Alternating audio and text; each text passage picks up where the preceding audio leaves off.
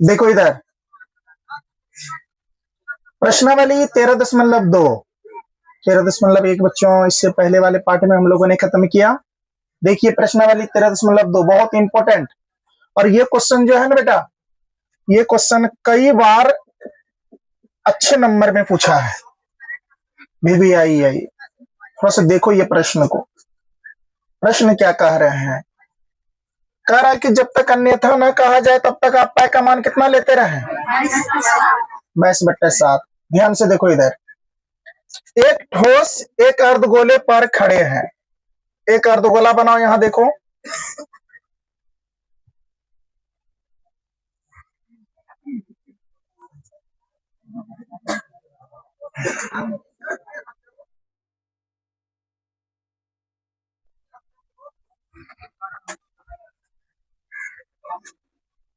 ये अर्धगोला है ना। एक शंकु के आकार का है जिनकी त्रिज्या 1 सेंटीमीटर है। इस पर एक शंकु के आकार का है। किस आकार का है? शंकु के आकार का, जिनकी त्रिज्या जो है कितना है? 1 सेंटीमीटर है और इसकी ऊंचाई भी इसके बराबर है, अर्थात h भी 1 सेंटीमीटर और r भी कितना? 1 सेंटीमीटर। बात समझ गया?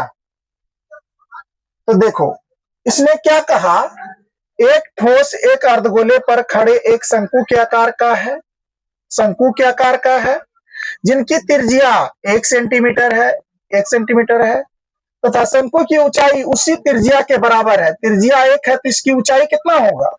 1। इस ठोस का आयतन पाई के पदों में व्यक्त करिए।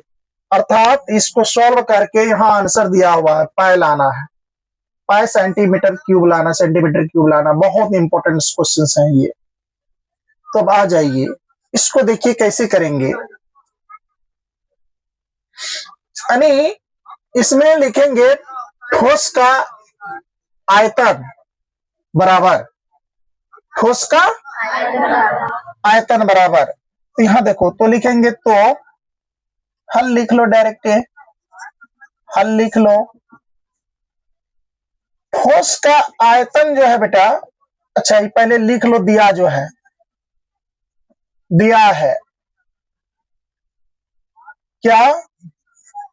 अर्ध गोला एवं शंकु की त्रिज्या अर्थात क्या? r कितना सेंटीमीटर? 1 सेंटीमीटर। ये देखो अर्धगोला का भी त्रिज्या उतना और शंकु का भी त्रिज्या उतना, कितना है? 1 सेंटीमीटर। दोनों की त्रिज्या क्या है? समान। ध्यान से देखो। इसके बाद अर्धगोला एवं शंकु की ऊंचाई जो है, इसकी ऊंचाई की अगर बात करें, अर्थात h की बात करें तो कितना है? 1 सेंटीमीटर। कितना सेंटीमीटर? तो ठोस का आयतन बराबर, देखो तो लिखेंगे तो ठोस का आयतन बराबर क्या? अर्धगोले का आयतन, गोले का आयतन जमा में क्या? शंकु का आयतन। शंकु है ना, इस पर रखा हुआ है शंकु का आयतन। ध्यान से देखो सब बच्चा, देखो क्या लिखे? ठोस का आयतन जो निकालेंगे क्या होगा? अर्धगोले का आयतन जोड़ किसका आयतन? शंकु का आयतन। तो आप अर्धगोले का आयतन बराबर, मैं सूत्र लिखाया हुआ था, 2/3 पाई r क्यूब लिखाए थे ना, प्लस का शंकु का आयतन लिखा है 1/3 पाई r स्क्वायर h। लिखाया है कि नहीं लिखा है? बस इसमें कुछ नहीं करना है, मान बैठा देना है। देख लो 2/3 का 2/3 है ना।